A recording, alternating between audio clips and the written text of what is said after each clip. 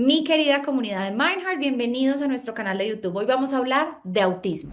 Uno de cada 31 niños de 8 años es autista. Es decir, en un salón de clases por lo menos va a haber un niño o una niña. Tú te imaginas al bebé y te imaginas lo que vas a hacer y te imaginas cómo va a crecer y vas teniendo esas expectativas, ¿no? De qué va a pasar. Entonces cuando te enfrentas con esta realidad de, no, o sea, tal vez no va a ser así, ¿no? La tasa de prevalencia de ansiedad, depresión e incluso la tasa de suicidio en personas autistas es mucho más alta. Con una invitada muy especial, Jimena Carreto. Ella es fonoaudióloga, aliada de la comunidad autista, creadora de Mi Terapia con Jimena. Bienvenida, Jimé. Gracias por estar aquí. Cuéntanos un poco de tus especialidades y de tu pasión. Me conocen por trabajar con niños con necesidades complejas. Trabajo con muchos peques autistas, sobre todo con peques no hablantes. Entonces también soy especialista en comunicación aumentativa y alternativa.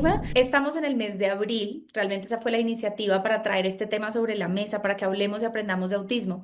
Sin embargo, me sorprendí, Jimé, cuando me enseñaste que abril no es un mes que realmente representa el movimiento, el activismo alrededor del autismo, y quiero que nos cuentes y nos enseñes un poco más por qué no. Mira, el 2 de abril surge desde la ONU, pero desgraciadamente la visión que se toma el 2 de abril es esta visión capacitista. ¿Y qué es esa palabra? Todo lo que no entra dentro de la norma, pues es anormal y por lo tanto tiene que ser corregido, arreglado, normalizado. Y esa ha sido la visión que se ha tenido del autismo y también de otras situaciones, ¿no? Todo lo que no entra dentro de la norma se ha catalogado siempre como un trastorno. Entonces, se hace este día de la concientización, pero todos los movimientos que se hacen parten de las instituciones, jamás parten de la comunidad autista. Entonces, empieza toda esta representación del rompecabezas, del azul. Lo cierto es que la comunidad autista te dice, esto no me representa. O sea, porque quien está hablando de esto no está siendo neurodivergente o no es autista. Y entonces la comunidad autista dice no. O sea, 2 de abril no me representa porque no están abriendo el paso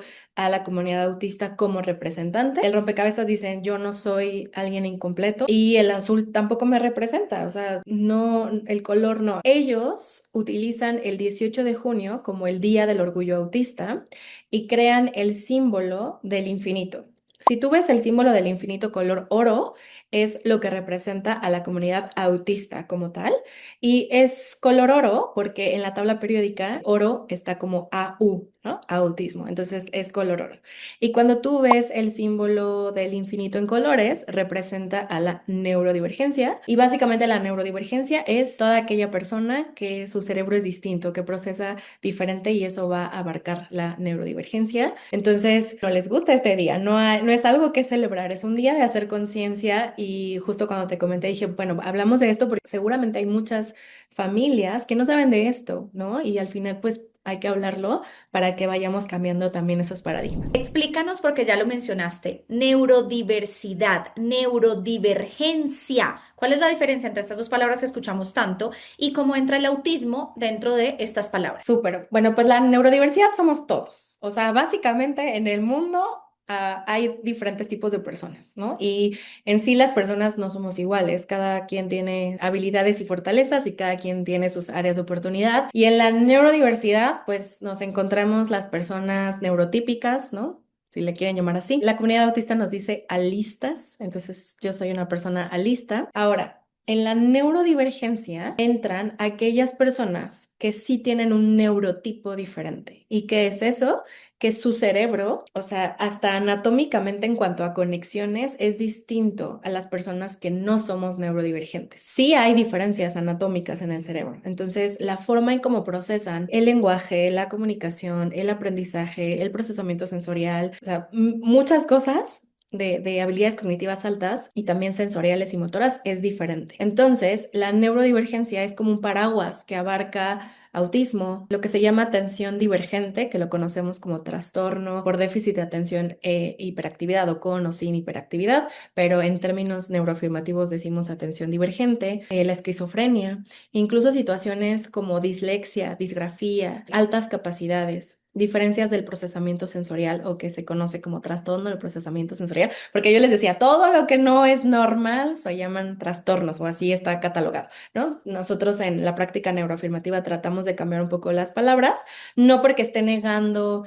el desafío, sino porque es una forma más amable de hablar sobre las diferencias del cerebro. Y básicamente son personas sanas, son cerebros sanos que procesan diferente. Y yo sé que aquí va a venir la pregunta o alguien que está escuchando va a saltar y, oye, pero si hay personas autistas con epilepsia o hay personas neurodivergentes con alguna enfermedad, claro, o sea, sí hay ciertas enfermedades que se asocian más a la neurodivergencia, pero no quiere decir que por ser autista tienes una enfermedad o que requieres medicamento. Aquí me hablaste del lenguaje neuroafirmativo, también me voló la cabeza cuando mencionaste, no es déficit de atención, es atención divergente. Quiero que me enseñes, que nos cuentes a la comunidad mucho más, porque es claro, es una mirada mucho más respetuosa. ¿Qué significa lenguaje neuroafirmativo? Lenguaje neuroafirmativo y en mi caso práctica neuroafirmativa son palabras que la comunidad autista nos sugiere usar. Es muy polémico esto porque he subido reels o carruseles en Instagram sobre esto y siempre hay quien me dice, no, pero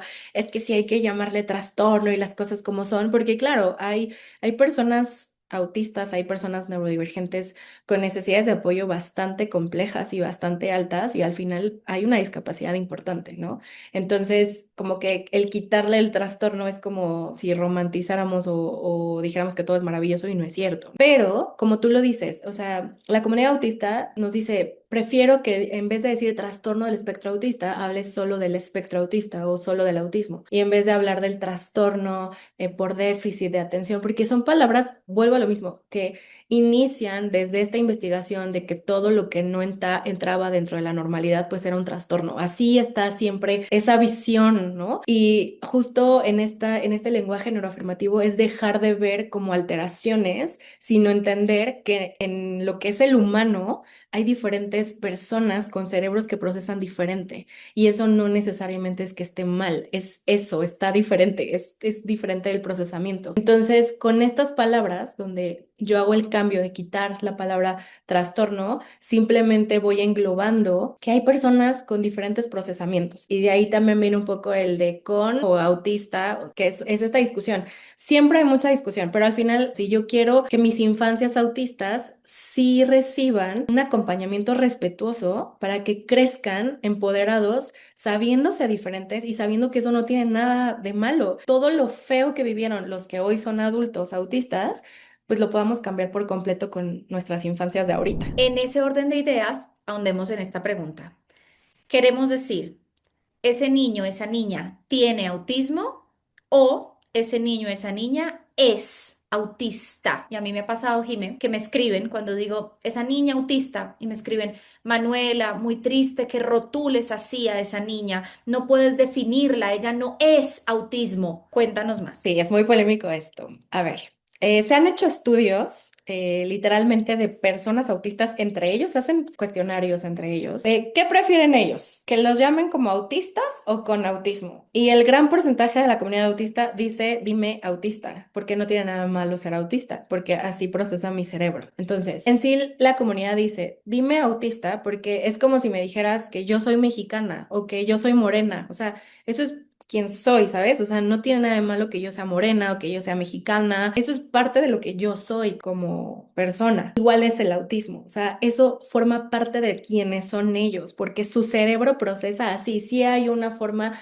de procesamiento como muy específica en el autismo y eso no tiene nada de malo. Y entonces dicen, yo no soy con autismo porque no es algo que tenga, es algo que soy y ahí está la diferencia. Entiendo perfecto lo que te han dicho, Manu, porque yo al principio, cuando empecé a hacer este cambio de palabras, me costó mucho trabajo porque justo en mi mente yo tenía ese pensamiento como decir con autismo era más respetuoso, pero cuando empiezas a ver esta visión de la comunidad autista como de, pues es que soy autista y eso no tiene nada de malo y es como, claro, pues no te estoy faltando el respeto, simplemente estoy hablando de tu forma de procesar y así es tu cerebro y así eres tú y está bien. Una analogía sería, por ejemplo, cuando hablamos de la orientación del deseo. Entonces, yo nunca diría, yo soy Manuela y tengo heterosexualidad. No, yo digo, yo soy Manuela y soy heterosexual.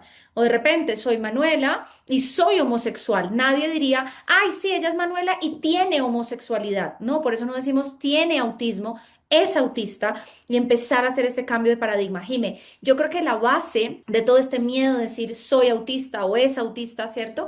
Tiene que ver con pensar de nuevo que es una enfermedad, que es una condición, que es algo que tiene que curarse, que en qué momento le dio autismo. Hablemos un poquito como de todos estos juicios y todos estos mitos alrededor de el autismo. ¿Es una enfermedad? ¿Está relacionada con las vacunas? ¿A alguien le da autismo o se nace y se muere autista? Nace autista, se muere autista y generalmente los autistas tienen familiares autistas. Yo creo que mientras más conozco de neurodivergencia y llegan las familias a valoración para conocer qué pasa con sus pequeñitos, yo nada más voy viendo a los papás y digo, claramente uno de los dos o los dos son neurodivergentes. El autismo se hereda, vuelvo a lo mismo, es un neurotipo, es una forma de anatómica del cerebro, así es, así funciona, así está interconectado, así va a ser. Entonces, no es algo que ocurra por vacunas o por pantallas, porque también me preguntan mucho eso de, es que le puse mucho pantalla, eres autista porque ya naciste autista, ¿sabes? Y, por ejemplo, en familias, han hecho estudios de genética, en familias donde nace un peque que es neurodivergente o que es autista o que tiene otra situación, alguno de los papás ya cumple con perfiles de neurodivergencia o que ya tiene características que aunque no cubre como el espectro total o todas las características así en conjunto para llamarle autista, sí empiezan a tener características como más encaminadas. Entonces, no hay nada que lo provoque. Lo que sí es que podemos tener como dos formas diferentes de verse y quizá por eso se asocia a veces con las vacunas. Las voy a explicar. La primera son infancias que desde que nacen se ven diferentes. O sea, los papás te explican que el bebé no quería ser mecido, que le costaba trabajo agarrarse al pecho, que no hacía contacto visual, que no había sonrisa desde pequeñitos, ¿no? La sonrisa social, que era difícil regularlo porque lloraba mucho, ¿no? Había posiciones que no les gustaba, no dormían bien, y así conforme va creciendo, es muy evidente que el niño no voltea cuando le hablas, cuando está como más enfocado en cierto tipo de estímulos, pero no tanto a la parte social, a la parte de la comunicación. Entonces, como que desde un inicio es muy evidente que hay una diferencia como del desarrollo de ese peque. Y por otro lado, tenemos otros niños que en un inicio su desarrollo parece como lo esperado, ¿no? O sea, como las tablitas de desarrollo, lo que nos van diciendo que va ocurriendo, el niño va así y alrededor de los 18 meses, 2 años, hay como una regresión. Si ya empezaban a hablar, dejan de hablar. Si ya miraban y hacían contacto visual, dejan de hacerlo. Si tenían interés en la interacción social, dejan de hacerlo, ¿no? Entonces, como que esa regresión, muchas veces las personas lo han asociado la vacuna, es que le pusimos la vacuna. Y es como, entiendo que hay vacunas que se ponen en ciertos periodos de las edades de los bebés o de los niños, ¿no? Ese niño con o sin vacunas iba a ser autista porque forma parte de cómo es su cerebro. Entonces, yo creo que por eso a veces la correlación que hacen con ciertas situaciones, pero hay demasiados estudios que demuestran que el autismo no es causado por ni alimentos ni vacunas. O sea, hay toda una corriente ahí de que quitarles el gluten y un montón de alimentos, que hay que hacer dietas, que si la parte de la microbiota, o sea, y hay libros y todo, y entonces la gente dice, no, es que yo le cambié la alimentación y así, pero en estudios revisados, ¿no? De revisión, donde se tienen muy, muy, muy claras las variables y muy controladas las variables, no se ha encontrado correlación ni en alimentación ni en vacunación. Total, Jimé, o sea, ahí está la correlación que el cerebro humano hace entre la triple viral que se pone a los 18 meses y esas señales de eso fue por la vacuna, porque es que yo antes tenía este bebé, como ya dijiste, que me miraba, sonreía y respondía al nombre. Pero de nuevo es una conjetura del cerebro para mí, esta es mi forma de verlo, de tratar de buscar un culpable, de tratar de buscar qué lo ocasionó. Para mí viene de un duelo, del duelo de yo no esperaba esto, no quiero esto, quiero encontrar la culpa para además encontrar la cura. Pero yo creo que volvemos de nuevo al principio de lo que estamos conversando y de esta mirada que por eso te quería invitar a ti, y es si yo lo veo como una enfermedad a curar, como un mal a resolver, Voy a querer encontrar la raíz. ¿Qué lo causó? ¿Fue el gluten? ¿Fue la triple viral? ¿Qué fue? Pero si yo cambio mi mirada y entiendo que este bebé nació autista y que voy a aprender a acompañar su cerebro y ya soltar la expectativa que yo tenía, hacer ese duelo y aceptar el hijo que tengo enfrente, ¿sabes? En esa aceptación radical, comprendiendo que su cerebro procesa distinto y yo voy a acompañar y andamiar y apoyar ese procesamiento único de ese cerebro, yo creo que también suelta un poco esa lucha, tratar de encontrar culpables. Es muy difícil la aceptación, porque como lo dices, o sea, cuando uno es papá y cuando uno está embarazado, o sea, tú te imaginas al bebé y te imaginas lo que vas a hacer y te imaginas cómo va a crecer y no, entonces tengo que acompañarlos y ser muy comprensiva para que justo entiendan que el ser autista no es algo malo, que el camino tal vez no va a ser el que tenían planeado, pero no por eso deja de ser hermoso, que mi trabajo es ayudarles a entender también esas diferencias y a conectar con sus peques,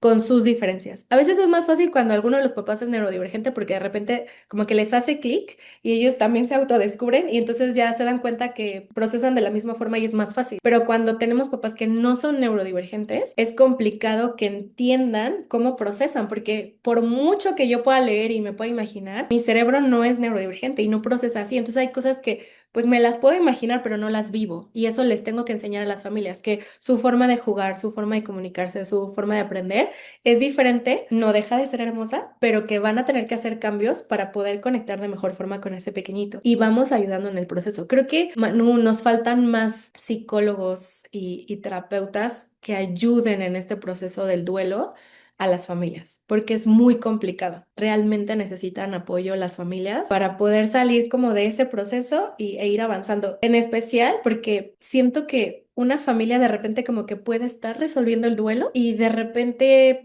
llegan a la escuela y entonces ya 7 escuelas rechazaron al niño o ya entró a la escuela y entonces los primeros 3 meses fueron maravillosos, pero ya empezó a ser un problema el niño y entonces son llamadas y llamadas de que el niño no hace, el niño no logra, el niño no tal, y entonces vuelve el duelo. ¿Cómo resuelvo? O sea, si yo ya estoy cumpliendo con las terapias, si yo ya estoy cumpliendo en entender de mejor forma a mi hijo, ¿por qué no encuentro un sistema que realmente me provea? ¿Es cierto que si un niño habla mucho, no puede ser autista? Antes pensábamos de repente que en el autismo había necesariamente un desfase de lenguaje o que no había interés de comunicación. Cuéntanos un poquito más, ¿mito o realidad? Sabemos que de las personas que son autistas, un 30% aproximadamente va a ser no hablante, es decir, no va a desarrollar una comunicación por el habla o con palabras de boca. Del otro 70% van a desarrollar lenguaje hablado, pero se tardan en hablar. Algunos hablan mucho. Hay niños que tienen un lenguaje bien complejo desde bien chiquitos y que además... Híjole, luego tienen hiperlexia, que leen muy rápido, tienen otras habilidades como de cálculo y así también como a edades muy tempranas, porque también hay autistas con altas capacidades. Entonces, no, el que hable o no hable en sí no es un determinante para que yo sepa que es una persona neurodivergente. Yo me fijo en otras cosas, ¿no? ¿Cómo está su procesamiento a nivel de juego? Si prefieren un juego como más lógico, más secuencial, más predecible, cómo está la interacción, porque puede hablar mucho, pero no necesariamente interactúa. Se llama comunicación recíproca, ¿no? Donde yo te hablo, pero estoy interesada en tu respuesta y sobre eso vuelvo a retroalimentar. O sea, de eso sí es una característica del lenguaje en personas autistas, que no hay una comunicación recíproca en un inicio, o no, no les interesa tanto, no es como tan llamativo para ellos porque prefieren hablar de sus intereses, ¿no? Antes que preguntarte si a ti te gusta eso. Y justo eso a veces les cuesta trabajo. E incluso en personas hablantes que son autistas, justo de la comunidad platicando en cursos, en congresos y así, me han contado que a veces el evento en donde estamos puede ser tan abrumador porque hay tanto información sensorial, auditiva, o sea, de todo, llegan a abrumarse tanto que no pueden hablar. O sea, aunque sean personas hablantes, no pueden. O sea, como que su sistema así dice, no puedo, y entonces recurren a otro tipo de comunicación. Entonces, no, el que hable no es como característico para decir no es autista, pero tampoco el que no hable. O sea, en un niño no hablante pueden ocurrir muchas cosas para no hablar. Entonces, tengo que analizar realmente interacción social, tipo de juego, parte de intereses profundos, ¿no? Como para saber si realmente estoy ante una persona que sea autista. Jime, si soy una mamá, si soy un papá, si soy una maestra en el aula y quiero identificar esas características tempranas, ¿cuáles son aquellas que tú dices necesitamos realmente observar, sea para remitir o para hablar con los padres de familia? Cuéntanos más. Yo creo que las maestras, en especial, siento que es más evidente para ellas, porque justo cuando tienes como un grupo de más niños, se nota la diferencia en su juego, en su forma de interactuar. O sea, creo que para las maestras puede ser que no sepan qué pasa, pero ven la diferencia, o sea, sí notan que algo ocurre. Creo que a veces es más difícil para las familias, porque si es tu primer hijo y no tienes punto de comparación, pues tú crees que así es el desarrollo en general, o si en casa también hay alguien neurodivergente, pues lo ves como parte de la normalidad y no ves las características o que eso cause un conflicto en otros ambientes, ¿no? Entonces, es complicado. Pero a ver, ¿qué características principales podemos ver? A veces lo del contacto visual, pero no todos, porque hay muchas personas autistas que sí generan contacto visual. Intereses profundos, que en el DSM-5 aparecen como intereses restringidos, pero ahí empieza también el habla neuroafirmativa. Vamos a hablar de intereses profundos, porque entran en hiperfoco. Entonces, esa es una habilidad que a mí me parece maravillosa del autismo, que es que pueden aprender sobre un tema o sobre algo y lo van a dominar, ¿no? O sea, y van a repetirlo, repetirlo, repetirlo hasta que lo dominen. Entonces, a veces en el juego podemos ver esos patrones, o sea, procesan más información, o sea, sí hay más conexiones que las personas que no somos autistas. Eso quiere decir que sobrepiensan y sobreanalizan toda la información y eso es agotador. O sea, porque cuando tienes que analizar tanta información sensorial, pero cognitiva y tal, o sea, el cerebro es como de, "Puf, bye, o sea, ya, fue demasiado y yo no puedo con esto, no puedo estar a esa velocidad todo el tiempo. Entonces, por ejemplo, en el juego, tener juegos predecibles, ¿no? O sea, si yo pongo los carritos así, siempre voy a tener ese patrón, no va a cambiar. Las letras me encantan porque siempre son las mismas. Los colores me encantan porque siempre son los mismos. Los números me encantan porque no cambia esa información, siempre va a ser estable. Y cuando hay estabilidad, hay rutinas, hay cosas que predecir, mi cerebro trabaja menos porque lo puedo procesar una vez profundamente, pero las siguientes veces que yo repita eso, ya sea en juego, en aprendizaje, en la vida diaria, mi cerebro no tiene que pensar tanto y eso me gusta, eso me satisface porque no me va a generar tanta ansiedad, no me va a generar tanta energía y voy a funcionar mejor. Entonces, no se llaman intereses restringidos, se llaman intereses profundos y también esa como de en el DSM-5 que aparece la inflexibilidad de pensamiento, no es inflexibilidad, es que yo prefiero como elementos o información que yo pueda predecir, porque así mi cerebro trabaja menos. Entonces, son esas como características que vamos viendo, que un niño puede hablar, ¿no? Puede hablar un montón, pero tú lo ves en el juego y prefiere un juego lógico. Prefiere más armar legos o estar jugando con las letras o con los números antes de que ponerse a jugar a la cocinita. O incluso jugando a la cocinita, ves como el juego muy repetitivo en el sentido de que abren el horno, me sacan el pan, me lo ponen en el plato, me lo dan, me lo como, lo regreso, lo meten y vuelven a hacer ese mismo proceso. Aunque está haciendo un juego simbólico, si así lo queremos llamar, es como de patrón, en donde no hay tanta diferencia, es como cíclico. Entonces, esas son las características que yo voy viendo. Y puedo ver otras características como estereotipias, donde aletean sus manos, se mecen, giran en su propio eje, ponen cosas como en su línea central y las mueven, ¿no? O sea, esas son como situaciones que se les llaman estereotipias, pero que los ayudan a regularse o que les ayuda a reconocer de mejor forma el mundo. Muchos los usan para regularse, por ejemplo, de las estereotipias de las manos, de cuando aletean, yo tengo niños que sé que lo hacen, una, cuando están súper felices o cuando están muy ansiosos. Y la parte de la interacción social siempre es como una clave, o sea, no es tan interesante o tan importante la interacción social y no es que no quieran interactuar, porque sí lo hacen, solo que lo hacen de forma diferente, o sea, puedes estar al lado del niño y él está jugando y disfruta de tu presencia, pero él juega de forma más autónoma, no tiene ese juego como tan interactivo contigo. Y te puede permitir que estés ahí, pero a lo mejor no que toques sus juguetes, o a lo mejor sí, ya te lo permitió, pero tiene que ser basado en su forma de juego, ¿no? Entonces, sí está la interacción social, pero es diferente, ¿no? O igual, lo del contacto visual que decía hace rato, o sea, hay personas autistas que sí hacen contacto visual, pero muchas no la disfrutan. Y definitivamente a nivel de aprendizaje se nota mucho la diferencia, porque los programas educativos están diseñados para niños neurotípicos y mis peques autistas aprenden diferente. O sea, algo tan básico como escribir, la mayoría no disfruta tocar el lápiz para escribir y entonces Ya cuando llegamos a esas etapas de lectura y escritura, es un gran problema con las escuelas porque mis niños no lo hacen y entonces parece que no aprenden, pero no les dan opciones y creo que ahí es cuando las escuelas notan mucho las diferencias si es que no había tanta necesidad de apoyo previa. Y algo muy importante que no lo había mencionado, sobre todo que lo vemos en chiquitos, es que no siempre responden a su nombre. Para nosotros, los no autistas, en cuanto oímos nuestro nombre es como ¡pum! Volteamos porque así funciona nuestro cerebro.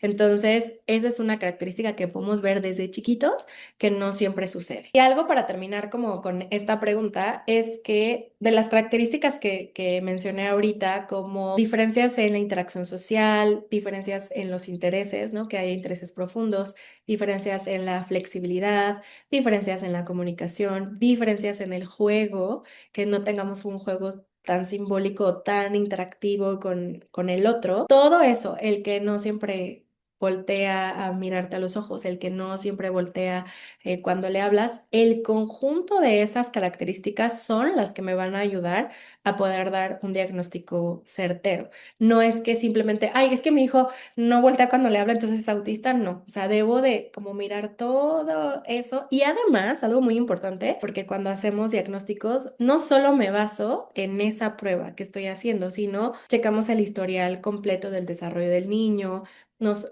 juntamos con otros especialistas médicos como para ver todo el desarrollo y en conjunto damos un diagnóstico, porque al final, pues es algo muy importante y necesitamos entender todas las características de esa persona para poder dar un diagnóstico certero. Algo importante es que en las últimas tasas de prevalencia, tengo que hacer una acotación aquí. Esto que les voy a decir es información de Estados Unidos, porque no sé en Colombia, pero aquí en México no hay tasas sobre esto, o sea, apenas estamos empezando. Uno de cada 31 niños de 8 años es autista. Es decir, en un salón de clases por lo menos va a haber un niño o una niña. Pero es importante esta acotación que les digo porque cuando revisamos la estadística de Estados Unidos, no todos los estados tienen la misma prevalencia. Texas es un estado que su prevalencia es mucho más baja en comparación a California. Y podrían decir, ay, bueno, es que en Texas hay menos autistas. No, lo que pasa es que el gobierno destina menos dinero en programas de intervención temprana versus a lo mejor en California y por eso hay también esta diferenciación. Pero al final se hace como globalmente en Estados Unidos la estadística y sale esta de uno de cada 31 niños. Pero bueno, podemos pensar y generalizar que en el mundo más o menos la prevalencia es idéntica. Ahora, siempre había esta discusión de que el autismo era mayor en hombres, ¿no? O sea, había más hombres autistas que mujeres. Sin embargo, también en las últimas investigaciones se está descubriendo que el autismo puede ser idéntico en hombres y mujeres, o sea, va a haber la misma cantidad de hombres y mujeres autistas. ¿Qué es lo que pasa? Primero, siempre las investigaciones, las intervenciones o acompañamientos, las metodologías, todo lo que se ha hecho con respecto al autismo, siempre se investigó en niños o en hombres. Una es que no ha habido como un buen análisis de las características que vamos a ver en infancias autistas mujeres y cómo va evolucionando. Y otra cosa que caracteriza mucho a las mujeres autistas es que enmascaran. ¿Qué quiere decir eso? Que pueden darse cuenta de que su desenvolvimiento no está siendo el esperado y pueden adoptar formas de otras personas para fingir, ¿no? Y voy a ponerme esta máscara para poder pertenecer y fingir que soy. El problema de fingir que soy algo que no soy es que causa muchísima ansiedad. Justo, sí se sabe hoy que la tasa de prevalencia de ansiedad, de enfermedades mentales, de ansiedad, depresión e incluso la tasa de suicidio en personas autistas es mucho más alta que en personas no autistas. Entonces, esto nos está hablando de que justo necesitamos cambiar mucho nuestros paradigmas de diagnóstico diferencial, de acompañamiento a las familias, de acompañamiento a nuestras infancias autistas, pues para ir corrigiendo estas tasas, porque no puede seguir ocurriendo. Justo algo que para mí es importante es que yo me convertí en una aliada autista cuando empecé a entender que sí las personas procesan diferente y que seguir la tradición de metodologías que tratan de normalizar, que son conductistas y que hay que trabajar como en este condicionamiento de no estereotipia, de toca el pictograma, de habla cuando yo te lo pido, lo único que hace es generar mucho dolor a esos niños y que crecen como adultos lastimados por especialistas. Entonces yo dije, no más, yo no voy a formar parte de esos especialistas y voy a reaprender y voy a escuchar a la comunidad autista para elegir aquellas metodologías que sí son respetuosas, que sí van haciendo cambios, que muchas de ellas son creadas por personas neurodivergentes, para que hoy mis infancias autistas crezcan empoderadas, sabiéndose autistas y que eso no tiene nada de malo, que las familias sepan que no tiene nada de malo, que puedan entender y acompañar de mejor forma los procesos de sus hijos y de sus hijas para que tengamos tasas diferentes de la salud mental. Pueden tener una vida completamente increíble si los dejamos ser como son. Hablemos entonces, Jime, de esas metodologías en ese acompañamiento versus intervención, porque sí hay metodologías que son más intervencionistas, corregir, eliminar, que se vea como se debería ver, pongo comillas acá, ¿no? Que se corrija la conducta, que no se vea tan autista, básicamente, versus el acompañamiento desde esta mirada tan respetuosa que tú nos estás proponiendo hoy. Y quiero que hablemos del método ABA, que es uno de los mundialmente conocidos, que desde tu mirada profesional nos digas cómo te parece, lo trabajas, no lo trabajas y por qué no. Yo no lo trabajo ni lo recomiendo. Dentro de como las metodologías que existen para hacer intervención o acompañamiento con las infancias autistas, la mayoría está cargada en la parte conductista. Corrijo estereotipias, elimino estereotipias. O sea, es como mucho condicionamiento. Yo a veces, o sea, se oye muy feo, pero lo comparo con los perritos. O sea, de tocas este botón y pasa tal cosa, tocas este pictograma y pasa tal cosa, ¿no? Dentro de este rubro están los conductistas como Ava y Denver, y luego como que vamos avanzando y de aquí son un buen y se van haciendo más chiquitos hasta llegar a metodologías que se llaman naturalistas. Son muy pocas realmente.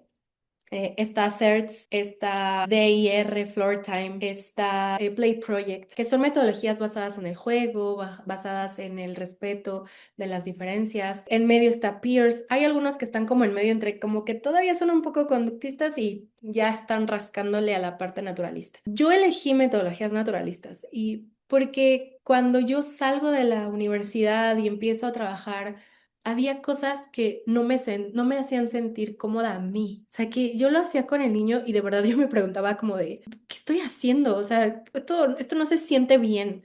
Y yo veía la incomodidad de los niños, ¿no? O sea, de, esto no está bien.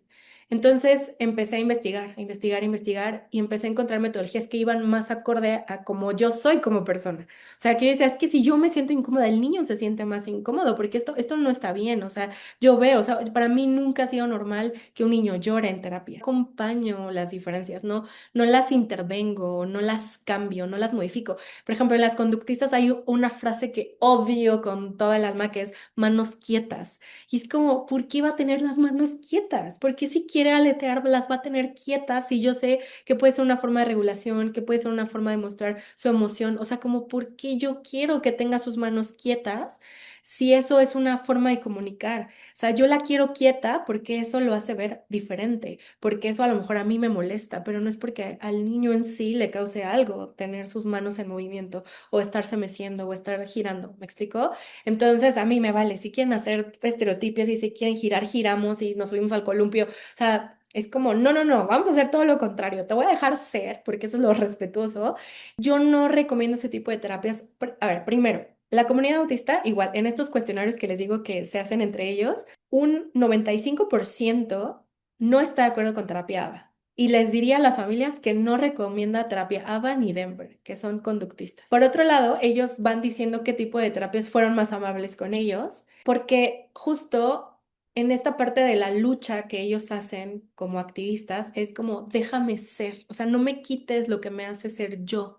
Entonces, yo no utilizo ningún tipo de estrategias conductistas que eliminen características y la otra es porque ABA y Denver y otras metodologías conductistas como recomendadas para hacerse en millones de horas. O sea, de verdad los niños tienen que cubrir muchísimas horas. Y ya hay estudios de investigación que demuestran que la cantidad de horas de terapia no incrementa los avances. O sea, no va a haber diferencia. A más terapias vas a tener más avances del niño. No, ya está documentado.